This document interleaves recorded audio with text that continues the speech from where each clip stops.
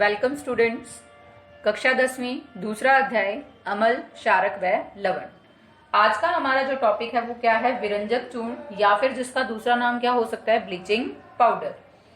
इसका जो रासायनिक सूत्र है ब्लीचिंग पाउडर का वो आपके पास है CaOCl2, मतलब calcium oxy chloride.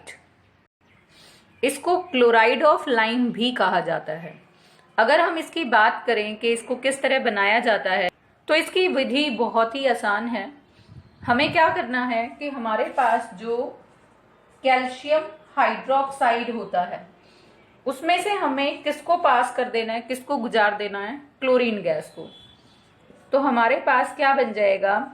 Bleaching powder बन जाएगा और साथ में क्या निकल जाएगा? जल। अब जो ये क्लोरीन है, क्लोरीन गैस हमें कहां से प्राप्त होती है? पिछली वीडियो में हमने किया था क्लोर क्षार प्रक्रिया। क्लोर क्षार जो प्रक्रिया थी वो किस चीज के लिए थी? NaOH के बनने के लिए। तो जहां पर NaOH बनता है वहां पर साथ में और भी क्या बनती थी? Chlorine gas. तो जो क्लोर क्षार प्रक्रिया में क्लोरीन गैस बनती है, अगर हम उसको किसमें से पास करा दें, किसमें से गुजार दें? शुष्क बुझा हुआ चूने में से, मतलब कैल्शियम हाइड्रोक्साइड में से, तो हमारे पास क्या बन जाएगा? विरंजक चूर्ण, यानी कि ब्लीचिंग पाउडर। 1 नंबर में ये अभिक्रिया बहुत इंपॉर्टेंट है। दूसरा, अगर हम बात करें विरंजक चूर्ण के गुणों की, तो ये दिखने में कैसा होता है? सफेद रंग का पाउडर होता है। इसमें से बहुत तेज स्मेल आती है, सुगंध आती है किसकी? क्लोरीन की। क्यों आती है? क्योंकि अगर हम इसका रासायनिक सूत्र देखते हैं तो उसमें क्या है आपके पास? किसकी प्रेजेंस है? क्लोरीन की। तो इसमें बहुत ज्यादा तेज स्मेल आती है किसकी? Cl2 की। तीसरा, ये पानी के अंदर, ठंडे पानी के अंदर कैसा होता है? घुलनशील। लेकिन इसका कुछ हिस्सा हमेशा कैसा रह जाता है? अघुलनशील, क्योंकि इसके अंदर क्या प्रेजेंट होता है? चूना। किसकी उपस्थिति होती है? चूने की। और उस चूने की उपस्थिति की वजह से ही कुछ हिस्सा हमेशा कैसा रहता है? अघुलनशील। चौथा, जो इसका सबसे इंपॉर्टेंट गुण माना जाता है कि जो आपके पास विरंजक चूर्ण है वो किसके साथ अभिक्रिया करता है? अम्ल के साथ। और जब ये अम्ल के साथ अभिक्रिया करता है तो वहीं से हमें क्या पता चलता है? इसका ब्लीचिंग एक्शन, मतलब विरंजन जो इसका गुण है कि ये किसी भी रंग सब्सटेंस को या रंगीन पदार्थ को किसमें बदल देता है? रंगहीन में। तो वो वाला गुण हमें कहां से पता चलता है? जब ये किसके साथ अभिक्रिया करता है? किसी अम्ल के साथ।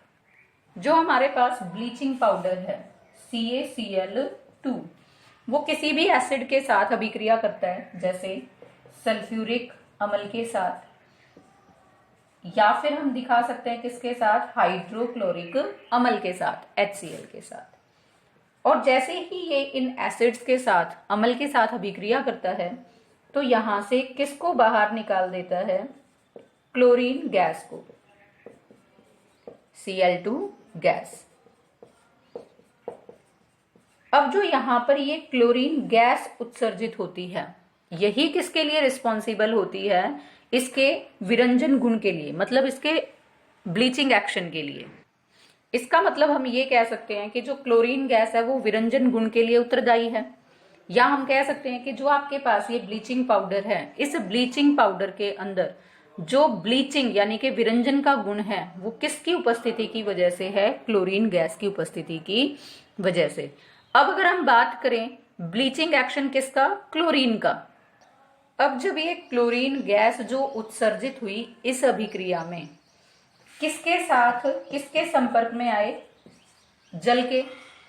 तो ये क्या बनाता है यहाँ पर? HCl अम्ल और साथ में HClO, हाइपोक्लोरस एसिड। अब यहाँ पर जो ये हाइपोक्लोरस एसिड बनता है ये स्टेबल नहीं होता, यानी कि स्थिर नहीं बनता। तो ये क्या हो जाता है? अपघटित हो जाता है, टूट जाता है, और टूट के क्या बना देता है? HCl और साथ में ऑक्सीजन। जो ये ऑक्सीजन है ये बहुत ही अभिक्रियाशील ऑक्सीजन है, क्योंकि यहाँ पर ये किस में है? अपनी एटॉमिक फॉर्म के अंदर। और एटॉमिक फॉर्म्स क्या होती हैं? बहुत ज्यादा रिएक्टिव, मींस अभिक्रियाशील।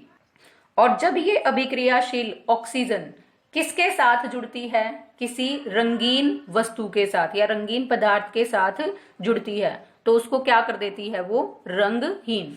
तो हम क्या दिखा सकते हैं यहाँ, रंगीन पदार्थ, उसके साथ कौन जुड़ जाएगा, ये ऑक्सीजन, और उसको किस में बदल देगी, वो रंगहीन में।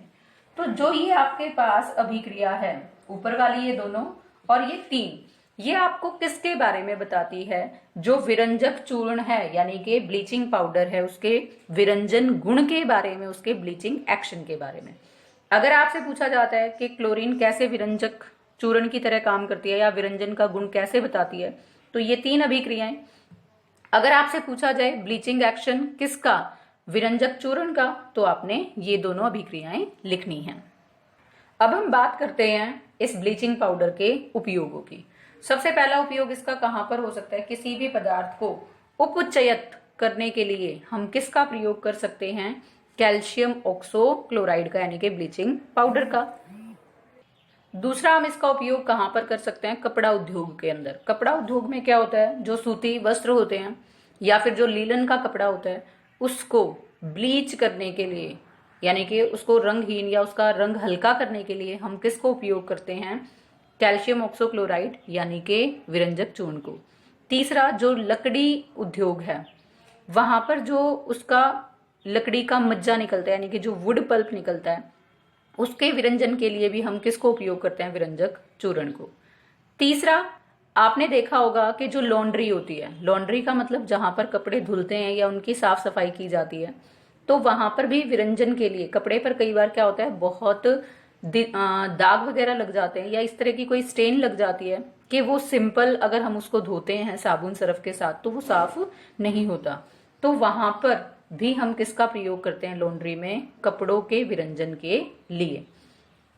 एक और सबसे इंपॉर्टेंट यूज क्या आता है कि जो पीने का पानी है, उस पीने के पानी को जीवाणु मुक्त करने के लिए भी हम किसका प्रयोग करते हैं, पाउडर का। जो यहां पर मैंने वर्ड लिखा डिसइंफेक्टिंग, मीन्स जीवाणु नाशक। जो पीने योग्य पानी होगा उसके अंदर जीवाणु ना रहें, क्योंकि जीवाणु क्या करते हैं, बीमारियां फैलाते हैं। तो उसको जीवाणु रहित करने के लिए हम क्लोरीन या फिर जो आपके पास विरंजक चूर्ण है उसको कैसे प्रयोग करते हैं, जीवाणु नाशक के रूप में। इसको क्लोरोफॉर्म बनाने के लिए भी प्रयोग किया जाता है, CHCl3 क्लोरोफॉर्म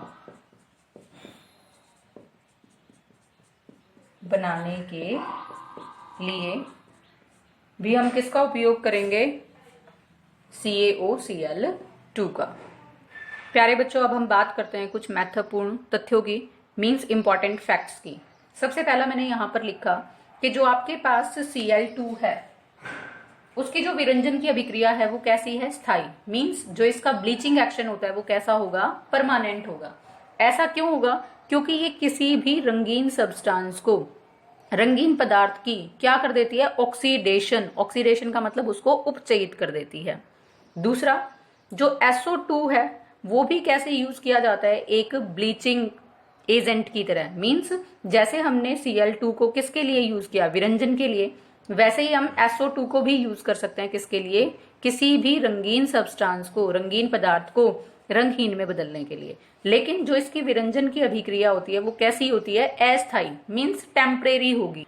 अब यहाँ पर अगर हम इसकी अपचयित यानी कि अगर रिडक्शन रिएक्शन को दिखाएं तो किस प्रकार से दिखा सकते हैं, SO2 किसके संपर्क में आता है, जल के संपर्क में, और वो किस में बदल जाता है, सल्फ्यूरिक अम्ल में, और यहां से बाहर निकल जाता है आपके पास H एटम।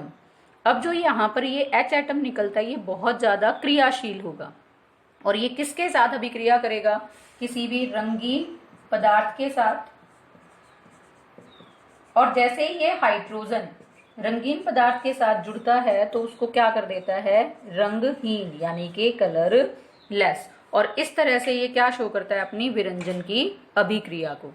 अब क्या होगा, जैसे ही ये रंगहीन पदार्थ या रंगहीन कोई भी कपड़ा है वो किसके संपर्क में आए, ऑक्सीजन के। अब ऑक्सीजन तो सारे एटमॉस्फेयर में अवेलेबल है, तो जैसे ही ये ऑक्सीजन के संपर्क में आएगा तो वापस ये अपना क्या ले लेगा, रंग। इसीलिए क्या कहा कि जो SO2 की विरंजन की अभिक्रिया है वो कैसी है, अस्थायी। लेकिन क्लोरीन जो अपनी विरंजन की अभिक्रिया करेगा वो कैसी होगी, स्थायी, परमानेंट। तो मैं मानकर चल रही हूं कि आपको यहां ये समझ आया होगा कि SO2 की विरंजन अभिक्रिया अस्थायी क्यों है, क्योंकि यहां पर जो उसका विरंजन अभिक्रिया है या विरंजन प्रभाव है वो किसकी वजह से है, हाइड्रोजन की वजह से, यानी कि अपचयित की वजह से। और किसी भी अपचयित पदार्थ को आप ऑक्सीजन के संपर्क में लाकर किस में करवा सकते हो, उपचयित में। तीसरा जो हमारे पास इंपॉर्टेंट फैक्ट है वो क्या है कि जो आपके पास ब्लीचिंग पाउडर है वो एक युक्ति है, मींस किसको स्टोर करने के लिए, क्लोरीन के भंडारण के लिए, क्योंकि क्लोरीन क्या है, एक गैस है और गैस को स्टोर करना, उसका भंडारण करना बहुत ज्यादा मुश्किल है। तो क्लोरीन गैस के भंडारण के लिए हम उसको किसके रूप में स्टोर करके रखते हैं, भंडार करके रखते हैं उसका, ब्लीचिंग पाउडर के रूप में। Thanks and have a nice day.